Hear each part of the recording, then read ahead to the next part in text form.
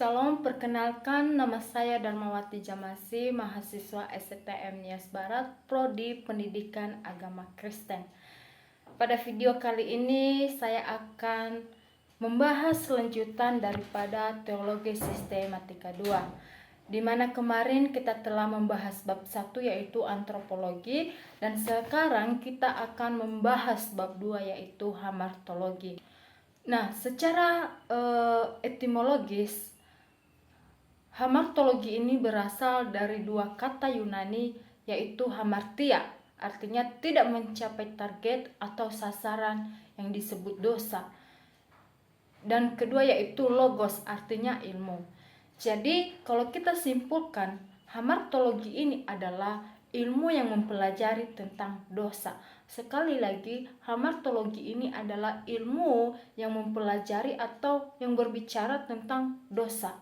Nah, teman-teman, kata dosa ini sering kita temukan di dalam Alkitab, dan begitu banyak kata-kata dosa yang kita temukan baik di dalam Perjanjian Lama maupun di dalam Perjanjian Baru.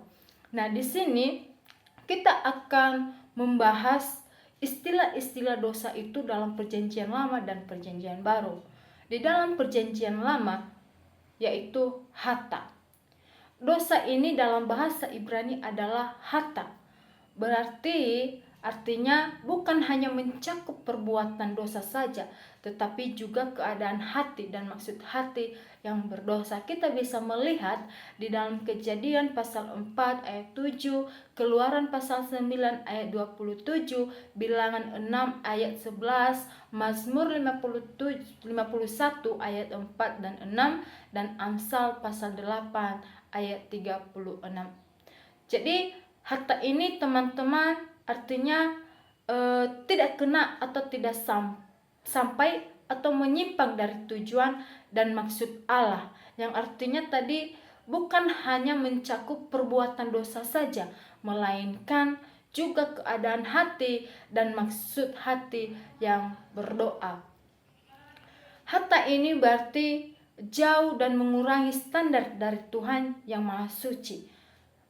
Kita tahu bahwa Allah telah menetapkan yang telah ditetapkan oleh Allah. Itulah yang disebut dengan harta. Nah, di dalam Alkitab ia memakai istilah sebanyak 580 kali dalam Perjanjian Lama. Sehingga istilah harta ini menjadi sesuatu yang sangat menyedihkan hati Tuhan. Kenapa? Sebab manusia gagal untuk hidup sesuai dengan standar atau patokan yang telah ditetapkan oleh Tuhan. Hati Tuhan sangat sedih. Kenapa? Karena manusia telah gagal menjadi hidup yang sesuai dengan keinginan Tuhan.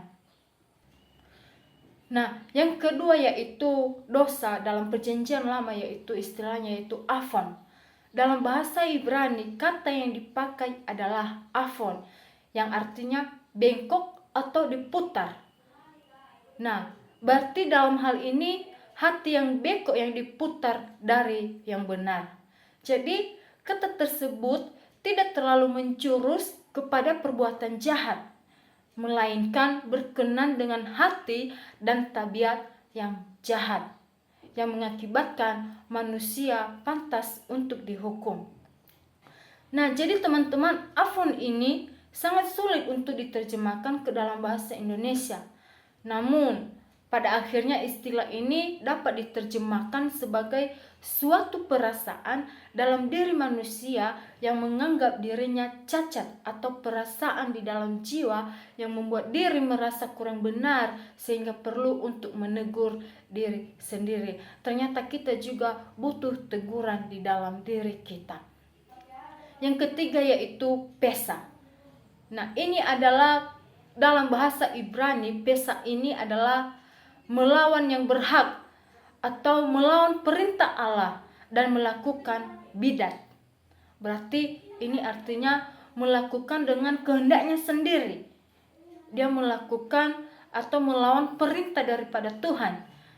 Pesa ini juga berarti pelanggaran atas suatu batas yang sudah ditetapkan, tetapi manusia justru melawan batas itu yang telah diberikan oleh Tuhan. Kita telah diberikan batas oleh Yesus Kristus, tetapi kita manusia karena telah jatuh di dalam dosa, kita melewati batas itu. Kita justru tidak taat kepada perintah Tuhan. Maka oleh sebab itu manusia sudah gagal. Kenapa? Karena telah berjalan melampaui batas yang sudah ditetapkan oleh Allah. Penyelewengan dari jalan yang telah Tuhan tetapkan ini disebut dosa, karena telah melampaui batas. Manusia telah melampaui batas. Nah, jadi teman-teman yang dikasihi Tuhan, istilah-istilah dosa ini dalam perjanjian lama tadi ada hata, ada afon, dan pesa. Dan masih ada beberapa istilah lain untuk dosa seperti pendurhakaan, kejahatan, pelanggaran, dan karena ketidaktahuan, penyimpangan, kebencian, kenakalan, dan lain-lain. Nah, sekarang bagaimana sih istilah dosa itu dalam perjanjian baru? Kalau di dalam perjanjian lama tadi yaitu hata. Nah, sekarang di dalam perjanjian baru istilah dosa yaitu hamartia. Kata hamartia ini merupakan istilah dosa yang sering muncul dalam perjanjian baru. Dan kata ini dituliskan sebanyak 174 kali dalam perjanjian baru dan 70 kali dalam tulisan-tulisan Paulus. Nah, jadi hamartia ini berbicara tentang mengenai perbuatan dosa, yang artinya perbuatan dosa ini bukan hanya dosanya saja, melainkan juga akibat dari dosanya ini akan mengganggu hati dan pikiran yang jahat. Ya, artinya dari kata tersebut adalah manusia ada dalam keadaan ditipu. Yang kedua yaitu adikia. Istilah dosa dalam perjanjian baru yang kedua yaitu adikia. Adikia ini teman-teman memiliki arti yaitu kejahatan. Seperti hanya dalam Yohanes pasal 1 ayat 9, di situ kata tersebut diterjemahkan kejahatan. Dan kata itu sering muncul dalam 1 Yohanes pasal 5 ayat 17. Dan di situ juga diterjemahkan kejahatan. Nah, istilah ini menunjuk kepada suatu keadaan hati dan pikiran yang jahat. Sehingga oleh sebab itu Yohanes berkata bahwa dosa-dosa kita diampuni dan kita disucikan dari kejahatan. Seterusnya yaitu parabasis. Parabasis ini mengandung arti menyimpang dari yang seharusnya. Sekali lagi, menyimpang dari yang seharusnya. Ini selalu dipakai dalam hal yang berhubungan dengan pelanggaran terhadap hukum yang pasti. Dan hukum-hukum Allah menuntut supaya manusia menaatinya.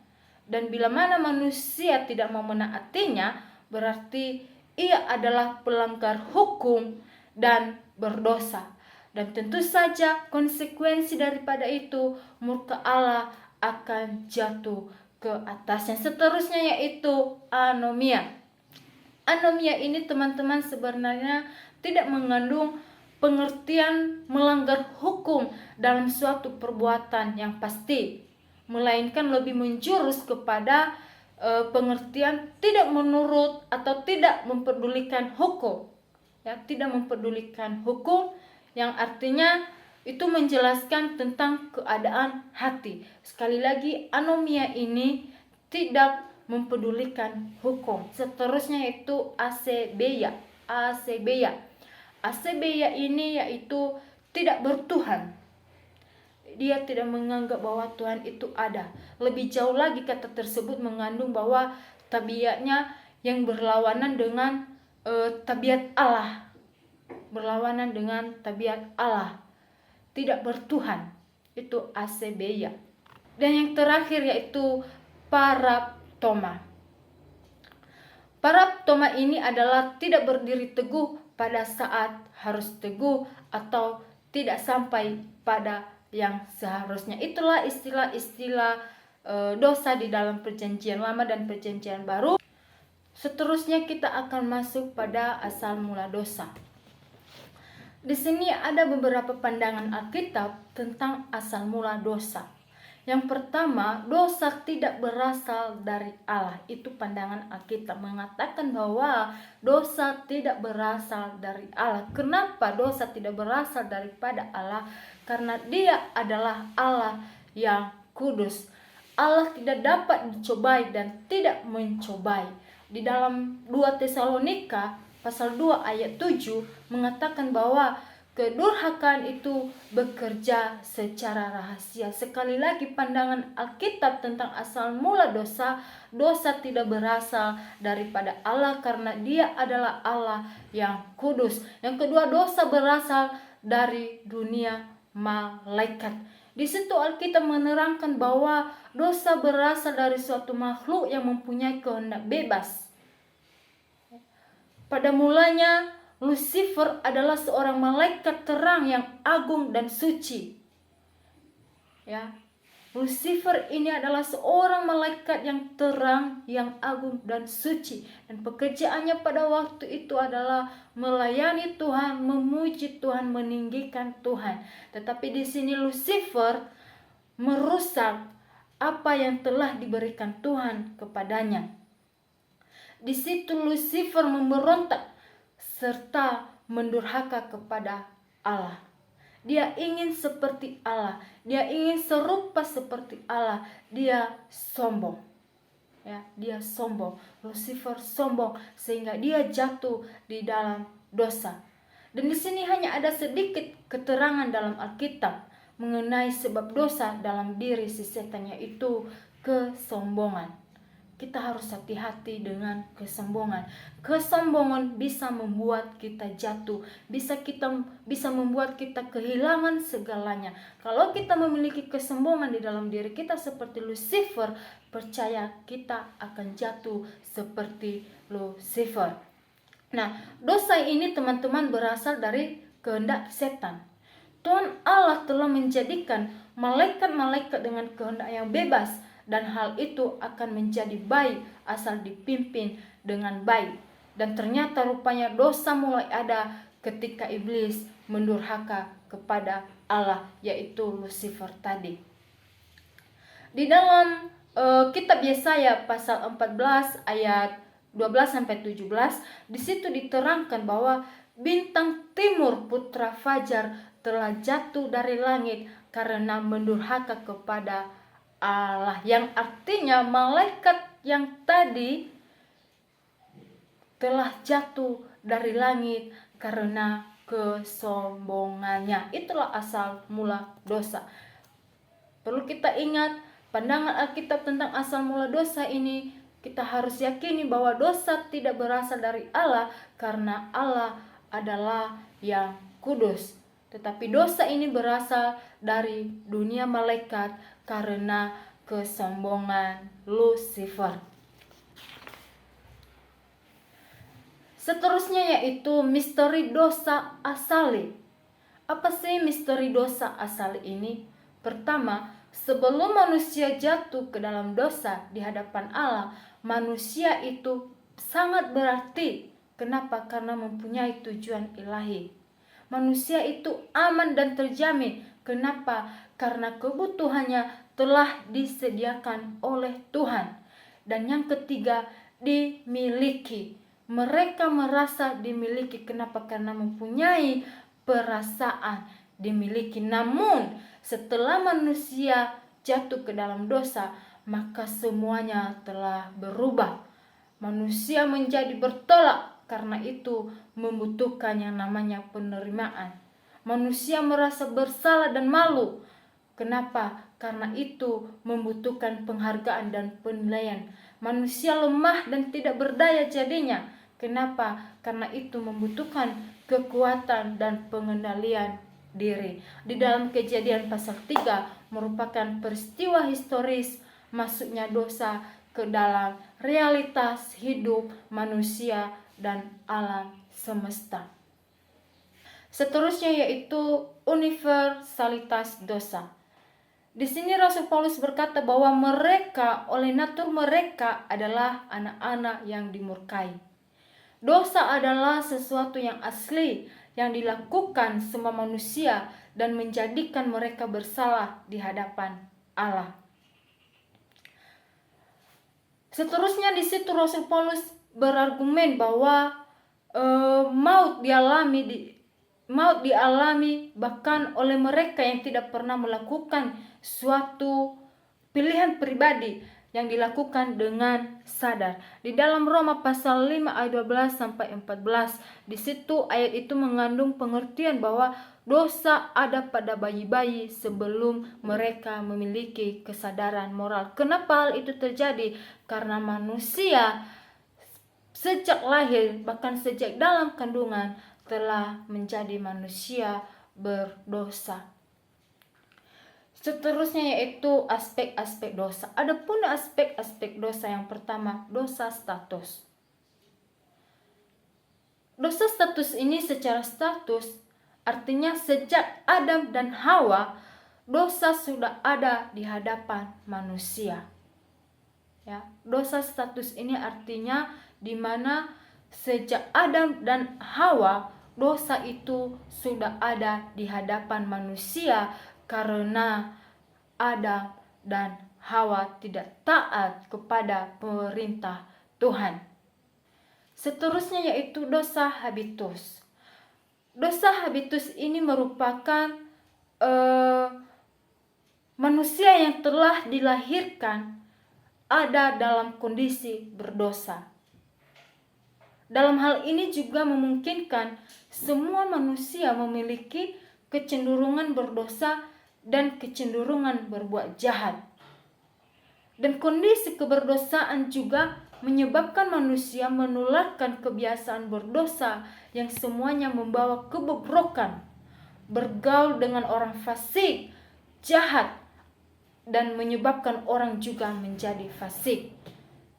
Dan seseorang yang dibesarkan dan tinggal dalam lingkungan yang jahat akan mudah untuk jatuh dalam kejahatan. Apalagi pada dasarnya ia juga adalah seorang penjahat. Jadi jika demikian, kalau dia bergaul dengan orang yang jahat, maka hidupnya juga akan jahat.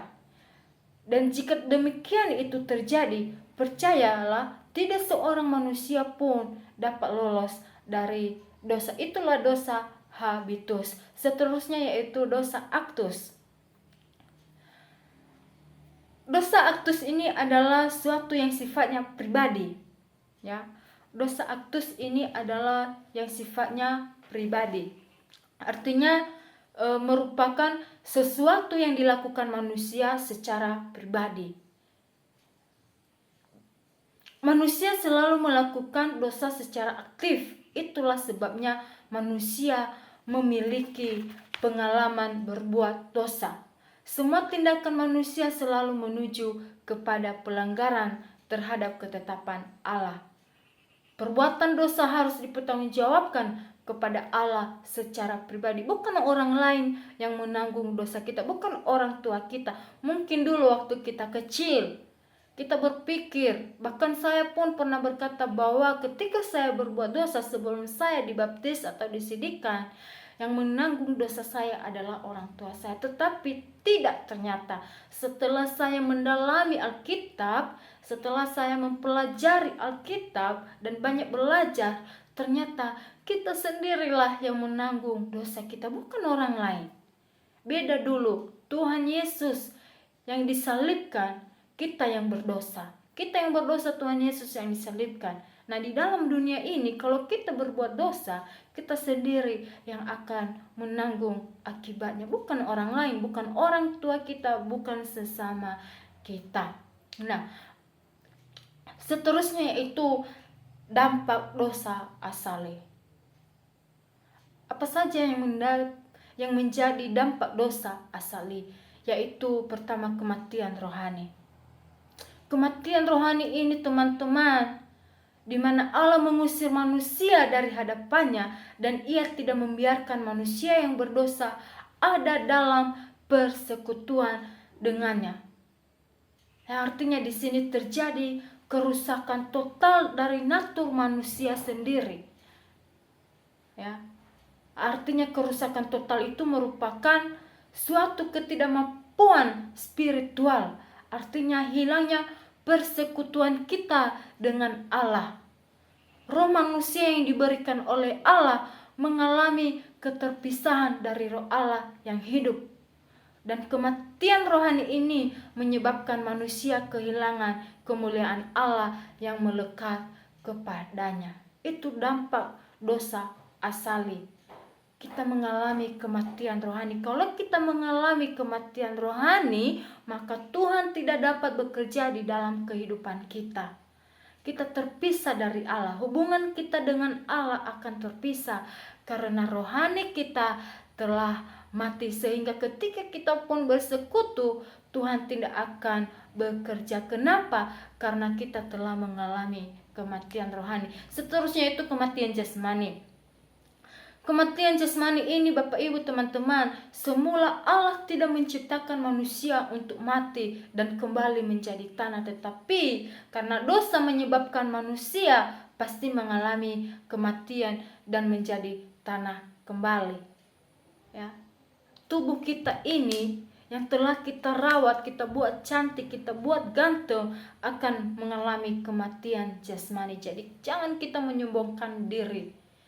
Jangan menganggap bahwa kita lebih sempurna dari orang lain. Karena kita semua sama di hadapan Tuhan, kita akan mengalami kematian jasmani. Tubuh kita ini yang telah kita rawat sebaik mungkin akan kembali ke tanah. Ya, akan kembali ke tanah. Alkitab mencatat, dengan berpeluh engkau akan mencari makananmu sampai engkau kembali lagi menjadi tanah. Kehilangan kemuliaan Allah, teman-teman, menyebabkan kualitas tubuh manusia menurun drastis. Ya, mungkin dulu dalam di perjanjian lama, dulu orang-orang pada zaman dulu umur mereka itu panjang-panjang.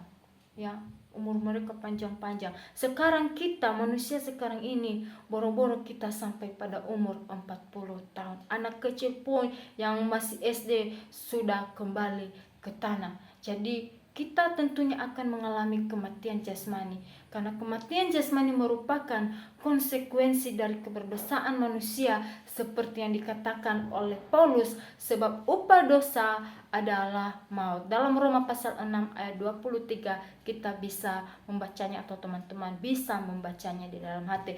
Seterusnya yaitu dampak dosa asal, yaitu rusaknya hubungan dengan sesama. Teman-teman, manusia adalah serigala bagi sesamanya. Kenapa ungkapan ini terjadi? Ini sangat benar. Kenapa? Karena berdasarkan fakta, manusia bisa saling merugikan dan saling mencelakakan di dalam upayanya mempertahankan hidup dan mengejar kesenangan hidup. Hubungan kita dengan sesama itu akan rusak. Kenapa? Karena mengejar kesenangan hidup. Hubungan antar manusia tidak lagi harmonis. Ya, dan ini fakta. Dan ini fakta. Sejak kejatuhan manusia dalam dosa, manusia saling mempersalahkan, manusia saling menjatuhkan. Kita bisa saja melihat contoh kayak Kain dan Habel. Bagaimana Kain membunuh Habel? Kenapa Kain membunuh Habel? Karena dia iri kepada Habel. Kenapa dia iri kepada Habel? Karena Tuhan lebih menerima persembahan Habel, dan timbullah di situ yang namanya sakit hati. Itu artinya si Kain ini tidak senang melihat orang lain atau melihat Habel bangkit. Begitu juga kita manusia. Kita manusia orang berdosa. Kita manusia suka merusak hubungan pribadi kita dengan sesama. Demi kepentingan diri kita, kita tidak bisa melihat orang lain senang, orang lain bangkit. Kita tidak bisa melihat mereka. Kita harus mau sama seperti mereka. Kita bersaing dengan tidak sehat. Jadi kita harus hati-hati dengan hal ini. Seterusnya yaitu rusaknya keharmonisan antara manusia dengan alam. Teman-teman, pada mulanya Allah menciptakan manusia dan seluruh alam semesta dalam keadaan yang harmonis dan sungguh amat baik. Namun dalam Alkitab mencatat, maka Allah melihat segala yang dijadikannya itu sungguh amat baik. Ya, sungguh amat baik. Begitu baik Yesus Kristus, di mana Dia menjadikan segala sesuatu untuk ketentraman, keharmonisan manusia. Kenapa? Karena manusia membutuhkan alam untuk mengaktualisasikan dirinya, dan Allah memiliki hubungan interdependensi yang kuat dan erat. Namun di sini karena dosa menyebabkan manusia tidak mampu memelihara dan mengusahakan Allah, justru semena-mena dengan merusaknya. Ya, dengan teknologi yang dibuat manusia cenderung ditujukan untuk merusak alam, sehingga dunia sekarang dihantui oleh krisis lingkungan hidup seperti bocornya ozon, banjir karena gundulnya hutan, efek rumah kaca dan sebagainya yang dapat menimbulkan berbagai macam penyakit, kesengsaraan, bahkan kepunahan makhluk hidup, terkikisnya kekayaan, krisis air bersih dan sebagainya. Seterusnya yaitu manusia akrab dengan penderitaan. Sangat benar bahwa manusia akrab dengan penderitaan. Waktu manusia jatuh dalam dosa, Allah berfirman, susah payahmu waktu mengandung akan kubuat sangat banyak. Dengan kesakitan engkau akan melahirkan anakmu. Maka terkutuklah tanah karena engkau. Dengan bersusah payah engkau akan mencari rezekimu. Dengan berpeluh engkau akan mencari makananmu, sampai engkau kembali lagi menjadi tanah. Di dalam Kejadian 3 pasal 16 sampai 19 kita bisa membacanya. Karena keberdosaannya, manusia akan akrab dengan penderitaan fisik dan psikis seumur hidupnya. Bukan saya yang mengatakan ini, tetapi Alkitab mengatakan bahwa sejak bertobat dan percaya kepada Yesus Kristus, manusia tidak lagi akan sakit dan menderita.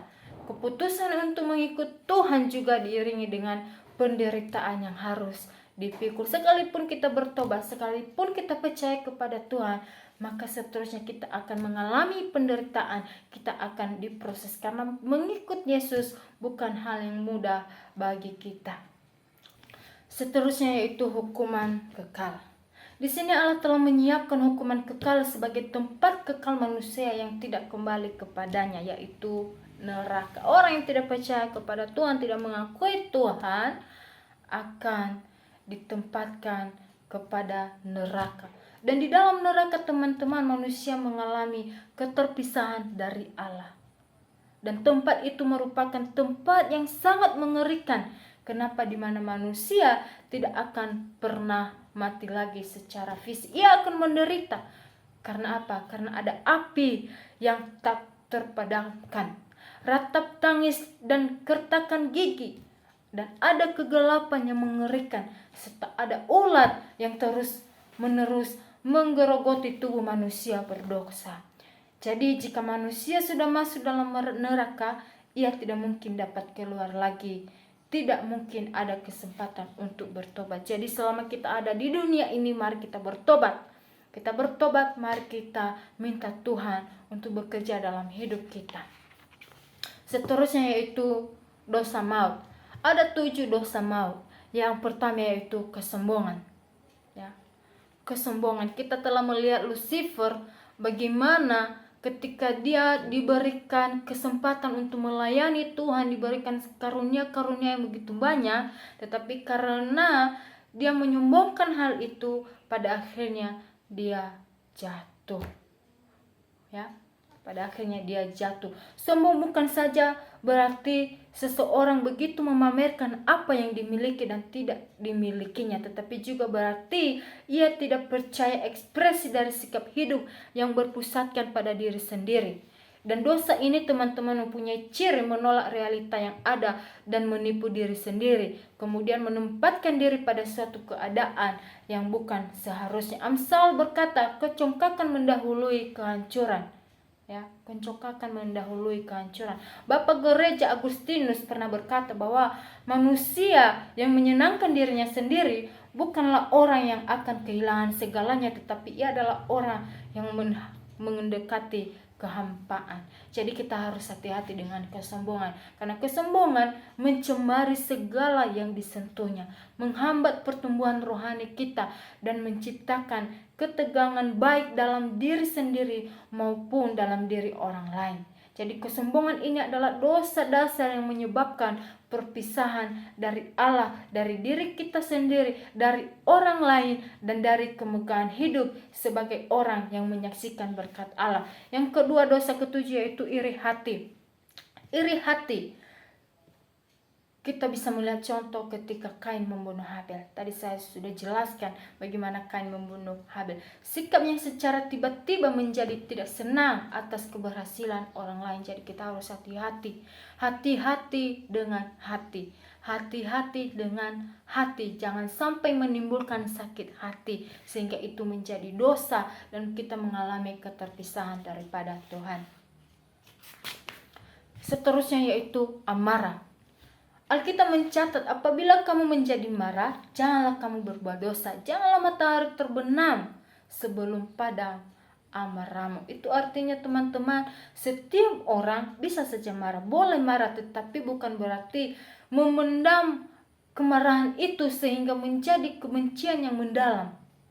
Dan marah itu semakin menjadi-jadi ketika kita memendam amarah itu di dalam hati kita, maka kemarahan itu akan menjadi-jadi sehingga bisa merugikan diri kita sendiri. Bukan hanya orang lain yang dirugikan, tetapi diri kita juga rugi.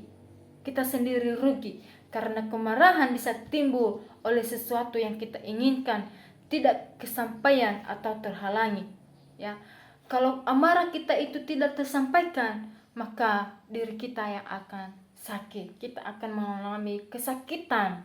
Mental kita akan hancur.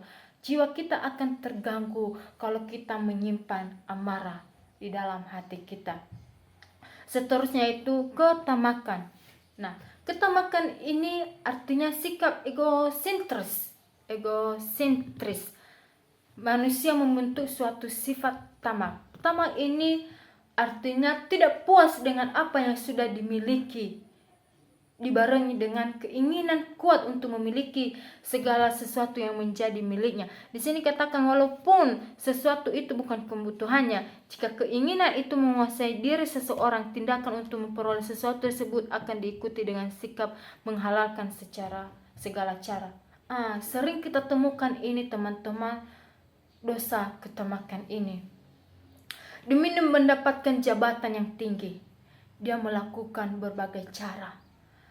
Dia melakukan cara yang licik yang tidak menyenangkan hati Tuhan. Biasanya teman-teman, ketamakan ini berakar dari keinginan untuk menguasai harta dan perasaan kuat ingin dihargai oleh setiap orang. Kita harus ingat, Paulus berkata, akar segala kejahatan adalah cinta akan uang. Ya. Ketamakan bukanlah sikap Kristiani, karena sikap ini membentuk sikap lebih mementingkan diri dan harta ketimbang Tuhan dan sesama. Ternyata uang juga membuat diri kita hancur.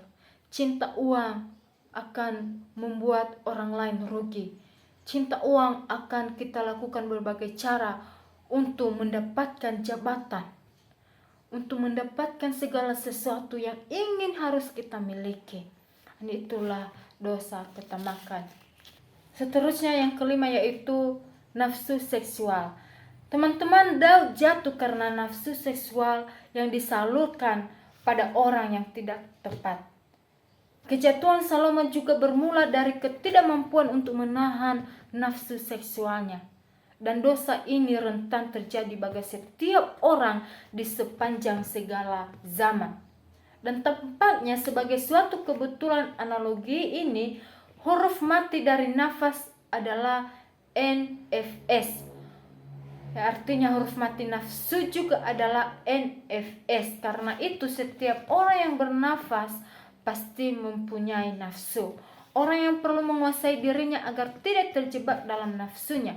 Dan ini tidak terkecuali orang percaya. Dan perlu betul-betul mengandalkan kuasa Tuhan dan kesadaran diri yang penuh untuk dapat menguasai dan mengontrol nafsu. Sekali manusia jatuh dalam hal ini, ia segera menjadi hamba dosa. Ya, namun tentu saja pintu pertobatan tetap terbuka di dalam Yesus Kristus. Kalau benar-benar kita serahkan hidup kita sepenuhnya di dalam tangan Tuhan, biarlah Tuhan yang bekerja, Tuhan yang memegang kendali kehidupan kita. Kita belajar dari Daud dan Salomo. Dan kalau kita ingin bertobat, pintu terbuka untuk kita. Seterusnya yaitu kemalasan. Kemalasan dapat dirumuskan sebagai tidak mau bekerja atau mengerjakan sesuatu, segan, tidak bernafsu. Dan kata ini tidak saja mengandung arti kemalasan dalam hal kerohanian, tetapi juga sikap apatis dan tidak aktif dalam keinginan Kristiani. Alkitab memberikan peringatan mengenai dosa kemalasan. Kemalasan mendatangkan tidur nyenyak dan kemiskinan. Kemalasan merusak dan membunuh si pemalas. Kemalasan menyebabkan cara hidup yang negatif, hidup yang tidak berguna dan tidak efektif. Ternyata seorang pemalas itu juga merupakan dari ketujuh dosa ini. Kenapa demikian? Kalau kita malas, tentunya kita tidak dapat makan. Kita akan melakukan segala cara untuk mendapatkan apa yang kita inginkan. Karena dalam Alkitab berkata, tanpa bekerja engkau tidak akan makan.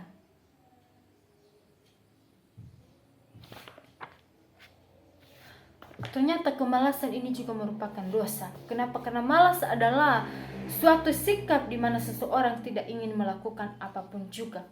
Malas merupakan sikap di mana seseorang enggan untuk melakukan segala sesuatunya dengan maksimal, bahkan dalam perumpamaan talenta dan karunia dari Tuhan, tetapi tidak menggunakannya atau mendaya gunakannya. Contohnya Tuhan memberikan kita talenta karunia, bisa musik, bisa melayani jadi worship leader. Lalu ketika kita disuruh diminta untuk melayani, untuk main musik, kita menolaknya, kita malas. Itu menjadi dosa. Kenapa? Karena Tuhan telah memberikan kita talenta dan karunia, namun kita tidak menggunakannya. Dan itulah sikap malas. Sikap malas melemahkan pikiran dan kehendak seseorang sehingga tidak memiliki aktivitas yang berarti. Dan sikap malas ini teman-teman membuat seorang hanya melakukan hal-hal yang menyenangkan hatinya saja. Dan Alkitab mengatakan bahwa orang yang malas adalah saudara dari perusak. Sekali lagi Alkitab mengatakan bahwa orang yang malas adalah saudara dari perusak. Yang terakhir yaitu kerasukan. Kerasukan ini merupakan ekspresi manusia yang kehidupannya hanya mementingkan dirinya sendiri. Dan sifat ini Bapak Ibu, teman-teman, adalah ekspresi dari seseorang yang hanya mementingkan dirinya sendiri. Yang seterusnya yaitu penyelesaian dosa. Kita sudah tahu bahwa semua manusia telah jatuh di dalam dosa. Semua perbuatan dosa manusia akan mendatangkan hukuman yang mengerikan bagi manusia. Dosa manusia akan mendatangkan hukuman yang mengerikan bagi manusia. Oleh sebab itu, manusia perlu mengetahui apa jalan keluar dari dosa. Jalan keluar dari dosa dan hukuman dosa tidak dapat dikerjakan dan diusahakan oleh manusia. Artinya sekalipun manusia berbuat banyak amal, berbuat kebaikan, berbuat segala hal, tetap saja ia tidak akan mampu membawanya bebas dari konsekuensi dosa. Karena secara esensial yang kita ketahui, dirinya masih berada dalam status berdosa. Untuk itu, kita diberikan jalan keluar dari dosa. Bagaimana cara kita supaya kita keluar dari dosa? Yang pertama, kita harus ketahui, hanya Allah yang sanggup menyelesaikan dosa. Kenapa? Karena karya Allah yang akhirnya disebut sebagai jalan keluar dari dosa disebut pengampunan dosa. Pengampunan dosa itu adalah karya Allah yang terjadi karena anugerahnya. Hanya ada di dalam Tuhan jalan keluar dalam pengampunan dosa. Yang kedua, mengakui dosa di hadapan Allah. Jangan kita menutup diri kita. Mari kita buka diri kita di hadapan Tuhan. Sampaikan kepada Tuhan dan akui dosamu di hadapan Tuhan. Karena pengampunan dosa itu sekali-sekali tidak berarti bahwa Allah itu membiarkan serta memaafkan begitu saja dosa-dosa manusia. Tetapi siapa yang pernah berhadapan dengan salib Kristus, tentunya ia sadar bahwa anugerah Allah itu tidaklah murah. Tidak murah anugerah Allah. Anugerah Allah tidak dapat diperjualbelikan, tidak dapat kita jadikan sebagai dagangan. Dan pengampunan dosa itu terjadi karena Allah sendiri dan harus tetap menghukum dosa. Oleh karena itu ya, Yesus Kristus mati demi pembebasan manusia dari dosa. Kita tidak bisa keluar dari dosa kecuali Yesus Kristus. Ya, kecuali Yesus Kristus, dan Dia telah mati demi kita, demi membebaskan kita dari dosa. Yang seterusnya yaitu di dalam Kristus oleh darahnya kita beroleh penebusan. Hanya ada di dalam Tuhan saja kita beroleh penebusan. Allah berkata bahwa siapa yang percaya kepada Kristus akan beroleh hidup yang kekal dan tidak memperoleh hukuman. Karena itu sekali lagi, jalan keluar dari dosa hanya bisa diterima dalam iman kepada Yesus Kristus yang mati untuk menebus kita dari hukuman dosa.